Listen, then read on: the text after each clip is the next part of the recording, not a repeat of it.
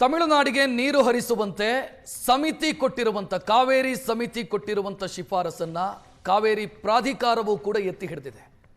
4.5 TMC ನೀರನ್ನ ಮುಂದಿನ 15 ದಿನಗಳಲ್ಲಿ ಹರಿಸಿ ಅನ್ನೋ CWRCಯ ಆದೇಶವನ್ನ CWMA ಅಂದ್ರೆ ಕಾವೇರಿ ಪ್ರಾಧಿಕಾರ ಇದು ಕೂಡ ಎತ್ತಿ ಹಿಡಿದಿದೆ.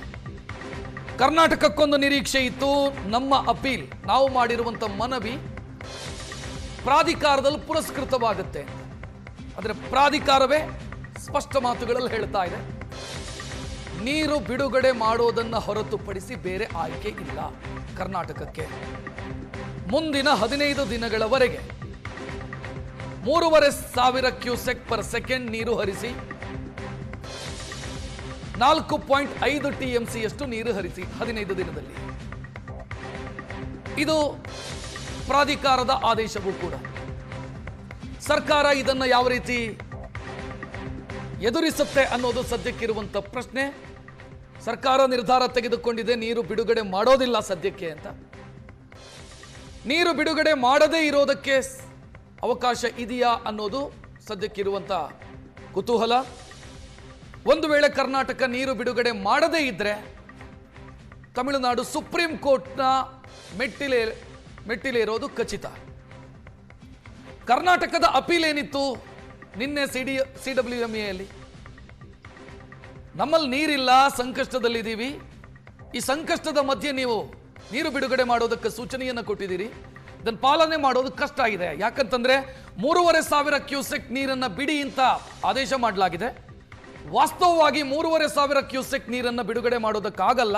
ಯಾಕಂತಂದ್ರೆ 3,500 ಕ್ಯೂಸೆಕ್ ನೀರು ಬಿಳಿಗುಂಡ್ಲುವಲ್ಲಿ ಮಾಪನ ಕೇಂದ್ರದಲ್ಲಿ ರಿಜಿಸ್ಟರ್ ಆಗಬೇಕು ಅಂತಾದ್ರೆ ನಾವು ನೀರು ಬಿಡುವಾಗ ಜಾಸ್ತಿ ಪ್ರಮಾಣದಲ್ಲಿ ನೀರು ಬಿಡಬೇಕು. ಯಾಕಂತಂದ್ರೆ KRS ಇಂದ ಬಿಳಿಗುಂಡ್ಲಿಗೆ 130 ಕಿಲೋಮೀಟರ್ ದೂರ ಇದೆ. ಬಿಡಬೇಕಾದ್ರೆ 4,500 ಕ್ಯೂಸೆಕ್ ನೀರನ್ನ ಬಿಡಬೇಕಾಗತ್ತೆ. ನಾವು 7 ಅಂತ ಹೇಳ್ತು ಸರ್ಕಾರ, 7,000 ಕ್ಯೂಸೆಕ್ ನೀರನ್ನ ಬಿಡಬೇಕಾಗತ್ತೆ ಅಂತ. ಹಂಗ ಬಿಟ್ರೆ 6ರಿಂದ 8 TMC ಅಷ್ಟು ನೀರನ್ನ ಬಿಟ್ಟಂಗಾಗತ್ತೆ.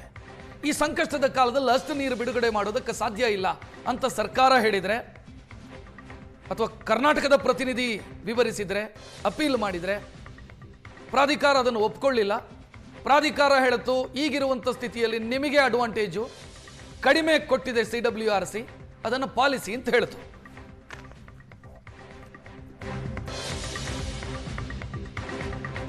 ಕಾವೇರಿ ನೀರು ಬಿಡುಗಡೆಗೆ ಸರ್ಕಾರದ ಮೇಲೆ ಭಾರಿ ಒತ್ತಡ ಸೃಷ್ಟಿಯಾಗ್ತಾ ಇದೆ. ಪ್ರಾಧಿಕಾರ ನೀಡಿರುವಂತ ಆದೇಶದಿಂದ ರಾಜ್ಯ ಸರ್ಕಾರ ಮುಂದಿನ ನಡೆ ಏನು ಅನ್ನುವಂಥ ಚರ್ಚೆ ಈಗ. ಸರ್ಕಾರದ ತೀರ್ಮಾನ ವ್ಯತಿರಿಕ್ತ ಪರಿಣಾಮ ಉಂಟು ಮಾಡುವಂತ ಸಾಧ್ಯತೆ ಇದೆ. ಎಚ್ಚರಿಕೆಯ ಹೆಜ್ಜೆ ಇಡಿ ಅಂತ ರಾಜ್ಯ ಸರ್ಕಾರಕ್ಕೆ ಕಾನೂನು ಪಂಡಿತರು ಸೂಚಿಸಿದ್ದಾರೆ. ಸರ್ವಪಕ್ಷ ಸಭೆಯನ್ನ ಕೂಡ ರಾಜ್ಯ ಸರ್ಕಾರ ಕರೆದಿದೆ. ಭಾನುವಾರ ಬೆಳಗ್ಗೆ 11 ಗಂಟೆಗೆ ಸರ್ವಪಕ್ಷ ಸಭೆ ನಿಗದಿಯಾಗಿದೆ. ನೀರು ಬಿಡಬೇಕಾ ಬೇಡವಾ? ಒಂದು ವೇಳೆ ನೀರು ಬಿಡದೇ ಇದ್ರೆ ಏನಾಗುತ್ತೆ? ಕಾನೂನು ತಜ್ಞರು ಹೇಳ್ತಾ ಇದ್ದಾರೆ, ರಾಜ್ಯ ಸರ್ಕಾರ ನೀರು ಬಿಡುಗಡೆ ಮಾಡಲ್ಲ ಅನ್ನುವಂಥ ಏನಾದರೂ ನಿರ್ಧಾರವನ್ನು ತೆಗೆದುಕೊಂಡ್ರೆ ಅದು ನ್ಯಾಯಾಂಗ ನಿಂದನೆ ಆಗೋದಿಲ್ಲ. ಆದರೆ ನಾವು ನೀರು ಬಿಡುಗಡೆ ಮಾಡಲ್ಲ ಅನ್ನುವಂಥ ನಿರ್ಧಾರವನ್ನು ತೆಗೆದುಕೊಂಡು ಸುಪ್ರೀಂ ಕೋರ್ಟ್ಗೆ ಏನಾದರೂ ತಮಿಳುನಾಡು ಹೋದ್ರೆ, ಸುಪ್ರೀಂ ಕೋರ್ಟು ಕೂಡ ನೀರು ಬಿಡುಗಡೆ ಮಾಡಿ ಅಂತ ಸೂಚಿಸಿದ್ರೆ ಅದನ್ನು ಉಲ್ಲಂಘಿಸೋದಕ್ಕೆ ಸಾಧ್ಯ ಇಲ್ಲ. ಅದನ್ನು ಉಲ್ಲಂಘಿಸಿದ್ರೆ ಅದು ನ್ಯಾಯಾಂಗ ನಿಂದನೆಯ ವ್ಯಾಪ್ತಿಗೆ ಬರುತ್ತೆ. ಈಗ ಬಂದಿರುವಂತ ಆದೇಶವನ್ನ ಪಾಲನೆ ಮಾಡದೇ ಇದ್ರೂ ಕೂಡ ಅದು ನ್ಯಾಯಾಂಗ ನಿಂದನೆಯ ವ್ಯಾಪ್ತಿಗೆ ಬರೋದಿಲ್ಲ ಅಂತ ಕೆಲ ಕಾನೂನು ತಜ್ಞರು ಮಾತನಾಡಿದ್ದಾರೆ. ಸರ್ಕಾರ ಯಾವ ರೀತಿಯ ಹೆಜ್ಜೆ ಇಡುತ್ತೆ ಅನ್ನೋದು ಸದ್ಯಕ್ಕಿರೋದು ಪ್ರಶ್ನೆ.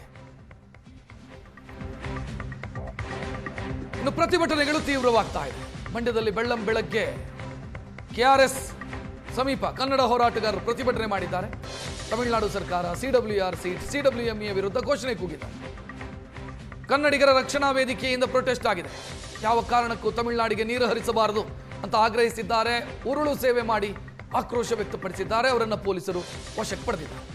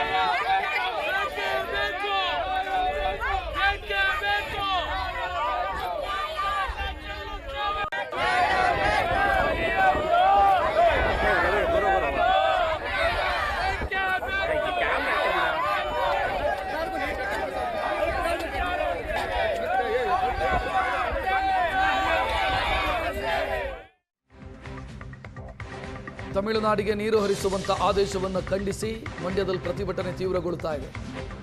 ಪೊಲೀಸ್ ಇಲಾಖೆ ಜಿಲ್ಲೆಯಾದ್ಯಂತ ಫುಲ್ ಅಲರ್ಟ್ ಆಗಿದೆ. ಕೆಆರ್ಎಸ್ ಸೇರಿದಂತೆ ಸೂಕ್ಷ್ಮ ಪ್ರದೇಶದಲ್ಲಿ ಬಂದೋಬಸ್ತ್ ಕೂಡ ಹೆಚ್ಚಿಸಲಾಗಿದೆ.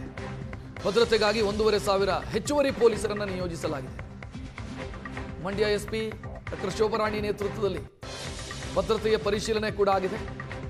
ಅಹಿತಕರ ಘಟನೆಗಳು ನಡೆಯದಂತೆ ಪೊಲೀಸರು ಅಲರ್ಟ್ ಇದ್ದಾರೆ. ರೈತರು, ರೈತಪರ ಸಂಘಟನೆಗಳು, ಕನ್ನಡ ಪರ ಸಂಘಟನೆಗಳು, ಬೇರೆ ಬೇರೆ ಸಮಾನ ಮನಸ್ಕ ಸಂಘಟನೆಗಳು ಪ್ರತಿಭಟನೆಗಳನ್ನು ಮಾಡ್ತಾ ಇದ್ದಾವೆ. ಅಹಿತಕರ ಘಟನೆ ನಡೀಬಾರದು ಅನ್ನೋ ಕಾರಣಕ್ಕಾಗಿ ಹೆಚ್ಚುವರಿ ಪೊಲೀಸರನ್ನ ಕರ್ತವ್ಯಕ್ಕೆ ನಿಯೋಜಿಸಲಾಗಿದೆ. ಅಕ್ಕಪಕ್ಕದ ಜಿಲ್ಲೆಗಳಿಂದಲೂ ಕೂಡ ಪೊಲೀಸರನ್ನ ಕರ್ತವ್ಯಕ್ಕಾಗಿ ಕರೆಸಿಕೊಳ್ಳಲಾಗಿದೆ. ಮಂಡ್ಯ ಜಿಲ್ಲೆಯಾದ್ಯಂತ ಪೊಲೀಸರು ಹದ್ದಿನ ಕಣ್ಣಿಟ್ಟಿದ್ದಾರೆ. 2 SPs, 1 additional SP, 9 DSP, CPS ಆರ್ ಇನ್ಸ್ಪೆಕ್ಟರ್ 28 ಜನ ಮತ್ತು PSIs 46 ಜನ ಮತ್ತು ASIs 59 ಜನ, 10 KSRP ತುಕಡಿ ಮತ್ತು 8 DR ತುಕಡಿಗಳು ಮತ್ತು ಸಿಬ್ಬಂದಿಗಳು ಒಟ್ಟಾರೆಯಾಗಿ ಎಲ್ಲರೂ ಸೇರಿ 1,500 ಸಿಬ್ಬಂದಿಗಳಿದ್ದಾರೆ. ಪ್ರತಿಭಟನೆ ಅಂತ ತಿಳಿಸಿದ್ದಾರೆ. ನಾವು ಎಲ್ಲ ರೀತಿಯ ಸಿದ್ಧತೆ ಮಾಡ್ಕೊಂಡಿದ್ದೀವಿ. ಹೆಚ್ಚಿನ ಡೀಟೇಲ್ ನೀಡೋದಕ್ಕೆ ನಮ್ಮ ಮಂಡ್ಯ ಪ್ರತಿನಿಧಿ ನಂದನ್ ರೆಡ್ಡಿ ಇದ್ದಾರೆ. ನಂದನ್, ನಿನ್ನೆ ಸಭೆ ಶುರುವಾದಾಗ ಕರ್ನಾಟಕಕ್ಕೊಂದು ನಿರೀಕ್ಷೆ ಇತ್ತು, ನಮ್ಮ ಅಪೀಲು, ನಮ್ಮ ಮನವಿ ಪುರಸ್ಕೃತವಾಗತ್ತೆ ಅಂತ. ಈಗ ಆ ನಿರೀಕ್ಷೆಯೂ ಕೂಡ ಇಲ್ಲ. ಜನ ಏನು ಹೇಳ್ತಾರೆ? ಮಂಡ್ಯದಲ್ಲಿ ಹೆಂಗಿದೆ ಸ್ಥಿತಿ?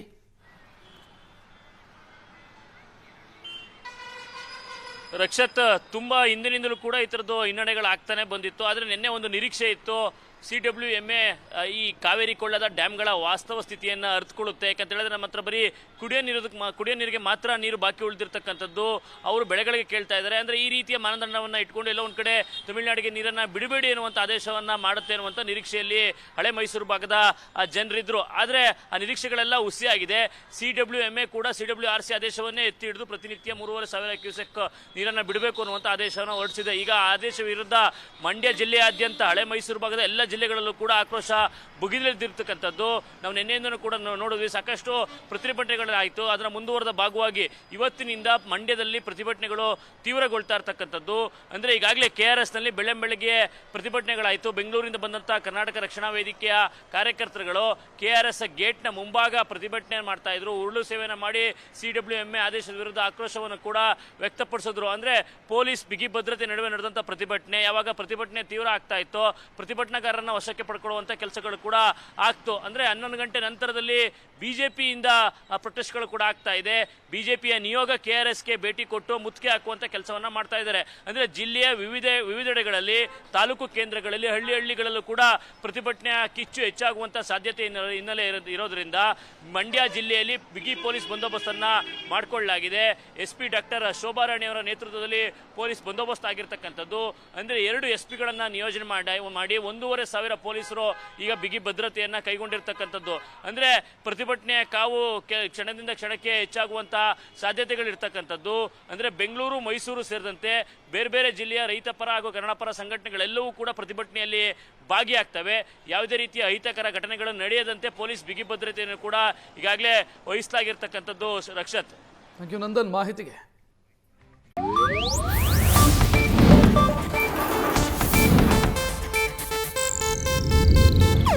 ಇದು ಏಷ್ಯಾನೆಟ್ ನ್ಯೂಸ್ ನೆಟ್ವರ್ಕ್ ಪ್ರಸ್ತುತಿ.